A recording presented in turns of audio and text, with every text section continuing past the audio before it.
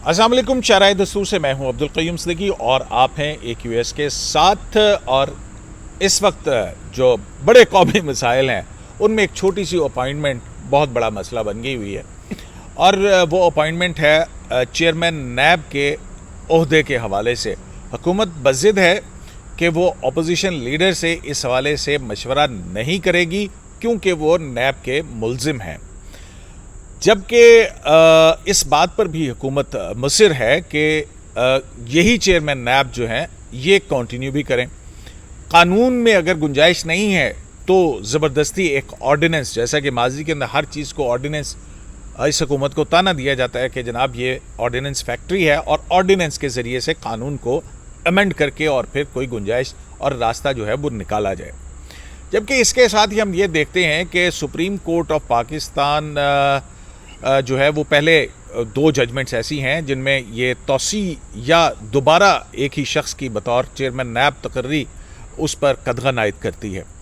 तीसरी जो अहम बात है वो ये है कि चेयरमैन नैब के हवाले के ख़िलाफ़, जस्टिस रिटायर्ड जावेद इकबाल के ख़िलाफ़ सरता पाँव वीडियो के हवाले से एक रेफरेंस भी सुप्रीम जुडिशल काउंसिल में ज़ेर इल्तवा है। इसी सारी सूरत हाल पर बात करते हैं। मेरे साथ मौजूद हैं जनाब मतीउल्लाह जान और हसनात मलिक।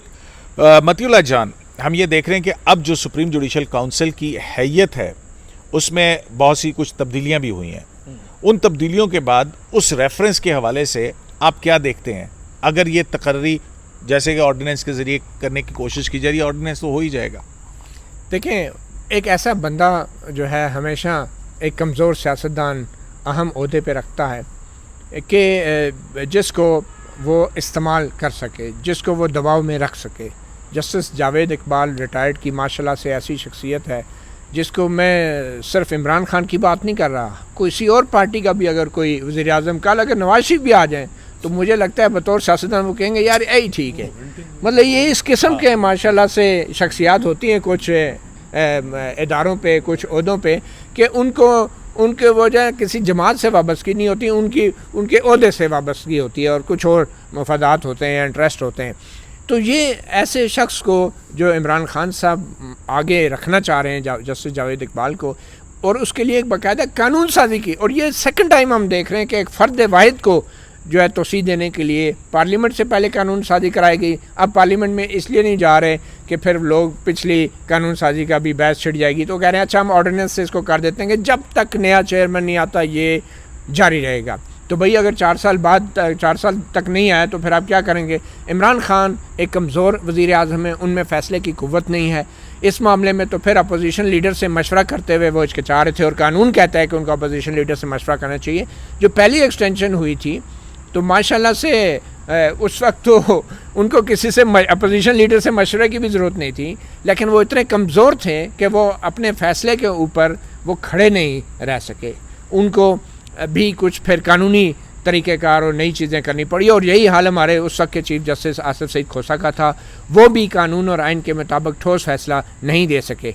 तो ये जो ऑर्डिनेंस की बात चल रही है, अब तजवीज़ आ रही है, इससे लगता है कि इमरान खान जैसा सियासतदान इदारों पे एतबार नहीं करता, शख्सियात पे फोकस रखता है।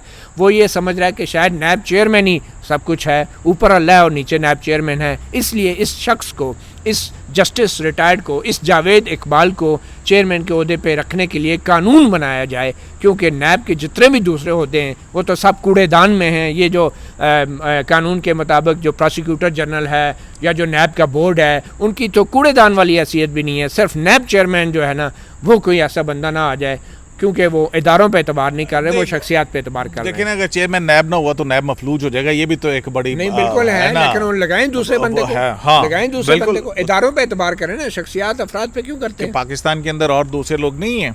हसनात मलिक साहब, आपको याद है हम एक जगह बैठे हुए थे तो एक शख्स ने जस्टिस जावेद इकबाल की जो शख्सियत है उसका अहाता एक फ्रेज से किया था कि hunting with the hound and running with the hare. मतलब है कि चोर नूं कहंदा चोरी कर ला ते पुलिस वाले नूं कहंदा फड़ ला। हाँ।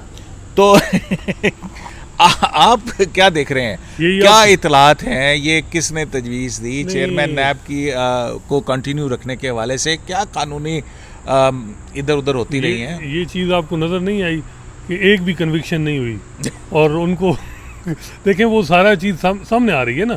शहबाज शरीफ साहब के 6 महीने जो है वो अकाउंटेबिलिटी कोर्ट का जज नहीं लगा।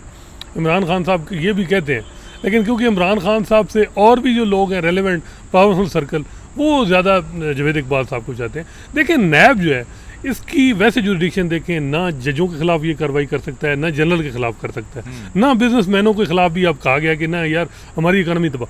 सिर्फ सियासतदानों का विंच है, हाँ ब्यूरोक्रेट भी सिर्फ सियासतदानों के लिए अब नैब रह गया, सियासतदानों को विच है। बकौल जस्टिस मकबूल बाकर की जजमेंट के ये पॉलिटिकल आर्म ट्विस्टिंग का टूल है। वही कह रहा हूँ ना कि खुर्शीद शाह जो है वो अब 2 साल से जो जेल में है, या और भी लोग हैं जो भी जिनका सॉफ्टवेयर जो है वो कहते हैं तब्दील हो जाता है। ख्वाजा आसिफ साहब अब जिस तरह आके वो लेक्चर देते हैं वो, तो ये बेसिकली सॉफ्टवेयर चेंज, सियासतदानों का सॉफ्टवेयर चेंज करने का एक है इफेक्ट। आप कहें कि जी एक डिपार्टमेंट फैक्ट्री है ये जो, उसको इस्तेमाल किया जाता है। कुछ लोगों का सॉफ्टवेयर चेंज हो जाता है, कुछ का नहीं होता।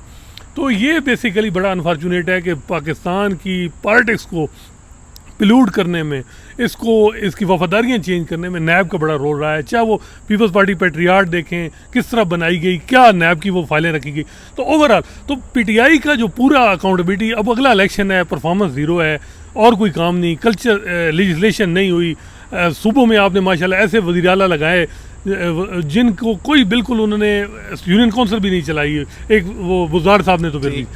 अब वो मसला ये है कि अब ये है कि अकाउंटेबिलिटी का नैरेटिव है, ठीक है। हाँ। और कि जी अगला इलेक्शन लड़ना है कि हमने चोरों डाकुओं को बकौल यानी सियासतदानों को जेलों में डाला। उसके लिए उन्हें यह है कि जावेद इकबाल साहब वो समझते हैं कि यार जो भी है हमारे कहने पे बात मान लेते हैं। चाहे हम कहें कि जी अब स्पेशल प्रोसिक्यूटर, चाहे मरियम के केस में और भी, तो वो भी स्पेशल प्रोसिक्यूटर भी लगा रहे हैं, और भी जो भी जिसको कहते हैं। अब अलीम खान की इंक्वायरी ख़त्म हो गई। चौधरी बिरादरान, मुझे बताएं आफ्ताब सुल्तान की रिपोर्ट आई सुप्रीम कोर्ट में, 80 अरब का बैंक ऑफ पंजाब में, बैंक ऑफ पंजाब में चौधरी ख़ानदान का। अब देखें जिस तरीके से वो चलाते हैं सिस्टम को, क्योंकि वो लेकिन वो सियासत का एक नैरेटिव है, उसको बयानिए को वो कहते हैं कि वो उसके साथ चल रहे हैं। तो वो क्योंकि वो कहते थे मुशर्रफ को हम 100 दफ़ा भी मुशर्रफ को वर्दी में जो है वो सदर बनाएंगे, तो उनकी सारी इंक्वायरियाँ ख़त्म हो जाती हैं। तो बेसिकली प्रॉब्लम ये है कि नैब अब इस वक्त पॉलिटिकल एम के लिए, पीटीआई के लिए बड़ा ज़रूरी है।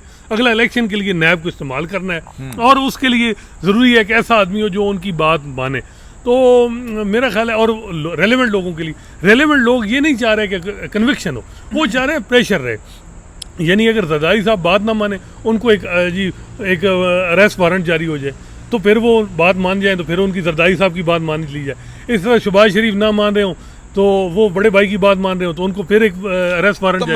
यानी नैब को आप मैं ये देखूं, ये आप देखें, ये माजी 3-4 सालों में यही होता रहा है, और अब भी यही होगा। लेकिन सुप्रीम जुडिशल, ये हम नहीं कह रहे हैं, ये सुप्रीम कोर्ट के फैसले जो हैं वो जजमेंट जो है वो कह रही हैं। सब आखिरी बात सुप्रीम जुडिशल काउंसिल की तरफ आए, वही बात। उसमें जो है आप देखें, वो जो है उसमें जस्टिस काजी फाइज हैं, जस्टिस इस्लामाबाद हाई कोर्ट के जज चीफ जस्टिस अतर मिनल्ला हैं, सिंध हाई कोर्ट के चीफ जस्टिस अहमद अली शेख हैं। तो लग ये भी रहा है जस्टिस सुमरता बंदयाल और चीफ जस्टिस, इवन मेरा ख्याल है कि चीफ जस्टिस गुलजार साहब की भी और बंदयाल साहब के लिए को भी ये समझ है कि जी जुडिशरी के लिए जो नाम कमाया है जावेद इकबाल साहब ने, कसर कोई और लोगों ने भी नहीं छोड़ी, लेकिन जो जावेद इकबाल साहब ने किया, तो वो भी मेरा ख्याल है कि कम से कम अगर नोटिस भी कर दिया उस कंप्लेन पे, तो मेरा ख्याल है एक शान शान नहीं है एक सीनियर पुनी जज के लिए कि वो उस पर अपनी एक्सप्लेनेशन दे, और फिर ये बात वो खबर मीडिया पे आए, और आपको वो मेरा ख्याल है कि बहुत बदनामी होगी।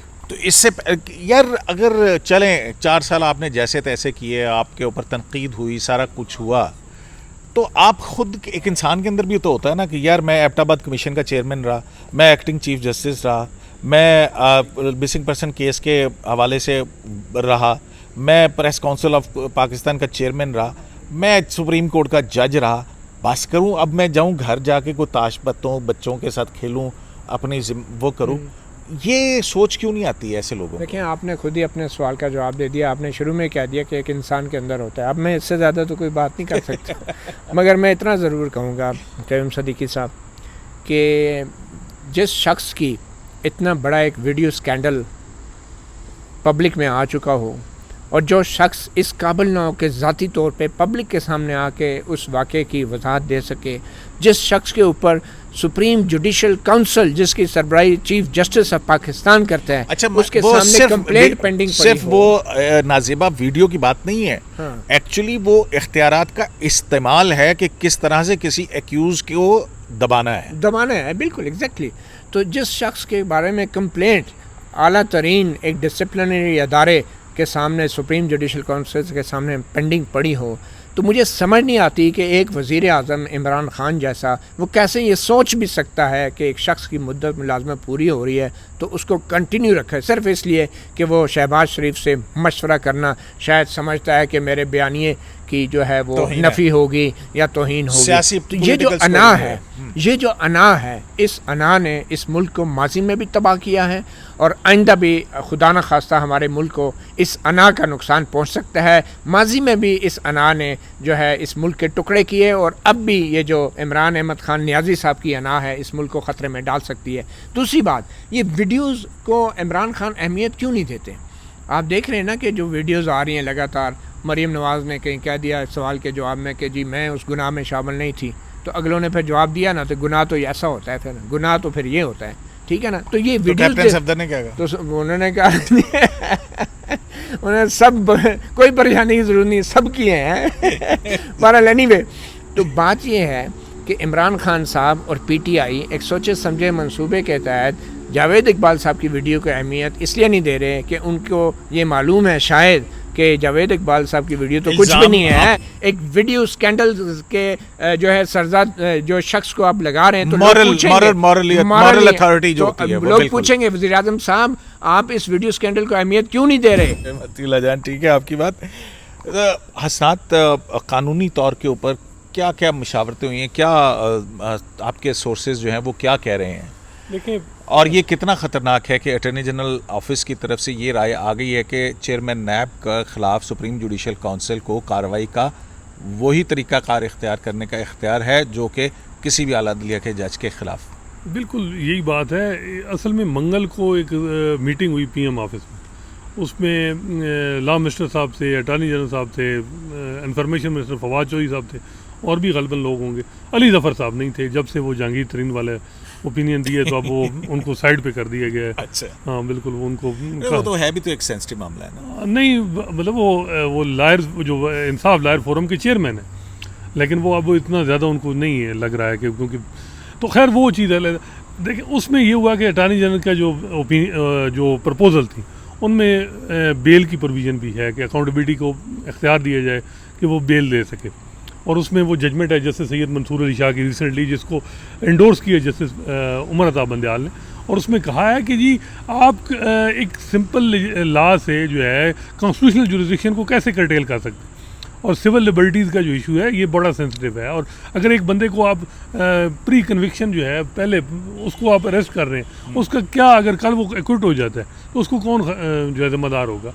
तो यही चीज़ें हैं। चाहे अब आसिफ जरदारी का देखें, 8 साल आपने कहें टेक्निकल ग्राउंड पे रहा, लेकिन 8 साल आपने जेलों में रखा है, अब उसका क्या उसका कंपनसेशन देंगे? ये अदालतों पे है, तो अदालतों पे बहुत बोझ है। इसी वजह से वो यही उन्होंने बात की कि बेल वाली भी बात की, उन्होंने ये भी कहा कि जी इसको सुप्रीम जुडिशल काउंसिल को इख्तियार भी है। दूसरा उन्होंने कहा जी अगर कंसल्टेशन भी 4 साल का टर्म देनी है तो फिर मुशावरत। हमने दोनों मेरे जो साथी कोलीग्स हैं वो उनकी ये बहुत अरसे से जो है वो इन कानूनी और मामलात को देख रहे हैं, सियासी मामलात को और कानूनी मामलात को। इनकी आपने राय सुनी, लेकिन सवाल वहीं पे ही है कि प्राइम मिनिस्टर ऑफ पाकिस्तान क्यों वो वीडियो स्कैंडल वाला मामला जो है उसको उसके ऊपर गौर व फिक्र नहीं करते, और ऐसी क्या वजूहात हैं कि नैब जो है वो जस्टिस जावेद इकबाल के बग़ैर नहीं चल सकता है।